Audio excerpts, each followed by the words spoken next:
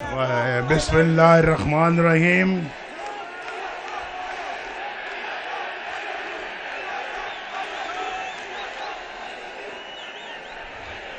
If you love me, do you love me? Tell me, do you love me? If you love me, then I love you too. वाह गुजरांवाला, वाह गुजरांवाला, क्या समा बांधा है आपने, क्या समा बांधा है।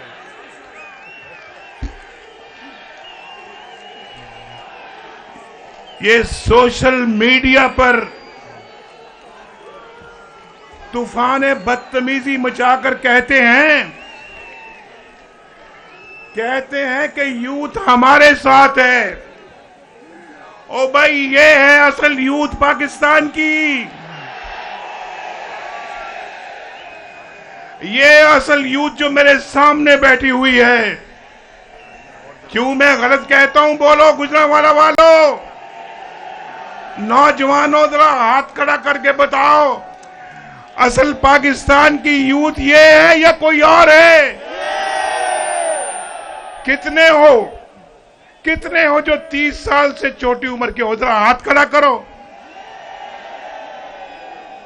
30 से कम वाले, 30 उम्र में 30 से कम वाले हाथ खड़ा करो। वो कहते हैं यूथ हमारे साथ है। वो यूथ नहीं, ये यूथ जो असल पाकिस्तानी है, बड़े छोटे का एहतराम करते हैं, माँ बाप की इज्जत करते हैं और गरीबों का ख्याल करते हैं, छोटों को प्यार करते हैं, अदब करते हैं। ये है असल यूथ पाकिस्तान की। और इस यूथ के साथ नवाज शरीफ का दिल धड़कता है। इंशाअल्लाह जब तक आपको बाइज्जत रोजगार नहीं मिलता, नवाज शरीफ चैन से कभी नहीं बैठेगा।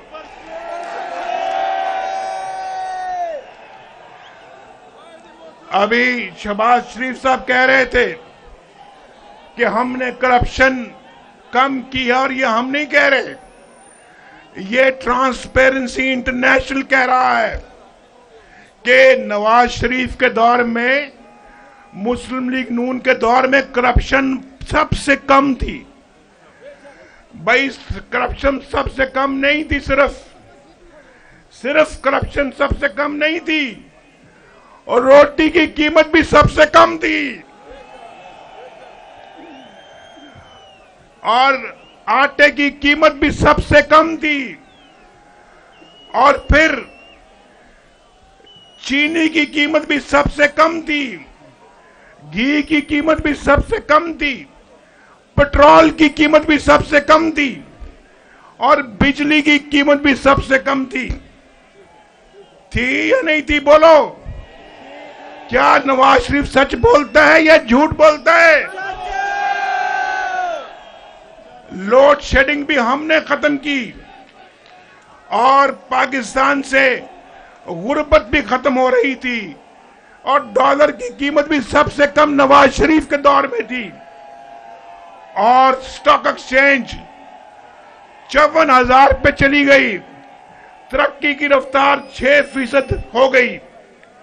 आईएमएफ ने कहा, जब हमने आईएमएफ को खुदा हाफिज कहा, तो आईएमएफ कहता है कि पाकिस्तान अगर इसी रफ्तार से तरक्की करता रहा तो आइंदा पाकिस्तान को आईएमएफ की जरूरत नहीं होगी।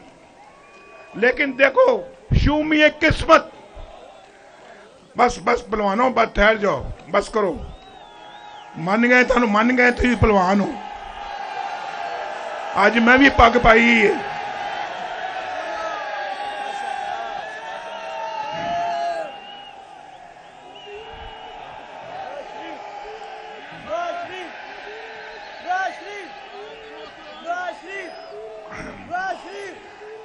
तो क्या बात कर रहा था मैं अभी? आखिरी बात क्या कर रहा था? पेट्रोल सबसे कम था, बिजली सबसे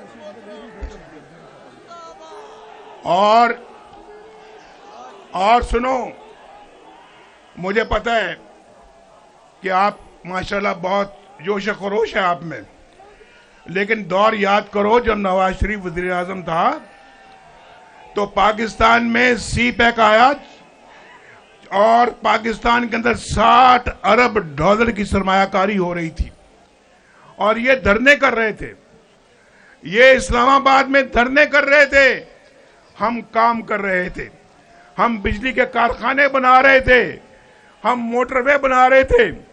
ये शहबाज शरीफ साहब ने यहाँ पे बेहतरीन तरक्की के काम किए हैं।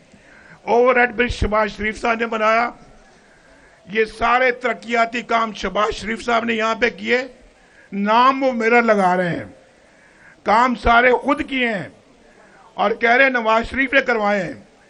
चलो भाई शहबाज शरीफ साहब आपकी बड़ी मेहरबानी, शुक्रिया आपका शहबाज शरीफ साहब। ये बिजली के कारखाने भी शहबाज शरीफ साहब ने लगवाए थे, मोटरवे भी शहबाज शरीफ साहब बनवा रहे थे। और मैं आपको दावे से कहता हूं, दावे से, भाई सुनो गुजरांवाला वाले मेरे भाइयों, सुनो पहलवानों, तुसी भी सुनो मेरी गल, मेरे बदाम ना पिया करो, गल भी सुनिया करो मेरी। तो अगर वो दौर रहता और मेरी छुट्टी ना कराई जाती, ये जज जो खुद इस्तीफा दे के जा रहे हैं आज, जो आइंदा चीफ जस्टिस बनने वाला जज था, वो इस्तीफा दे के घर चला गया। वो जज था जिसने मुझे सजा दिलवाई, बतौर वजीर आजम मेरी छुट्टी करवाई। भाई ठहर जाओ, नहीं, कोई नारा नहीं भैया, अभी ठहर जाओ, मेरी बात सुनो जल्दी।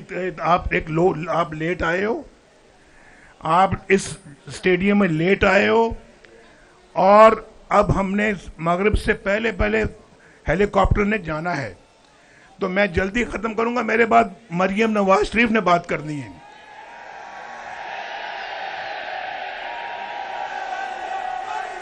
तो अगर वो दौर रहता,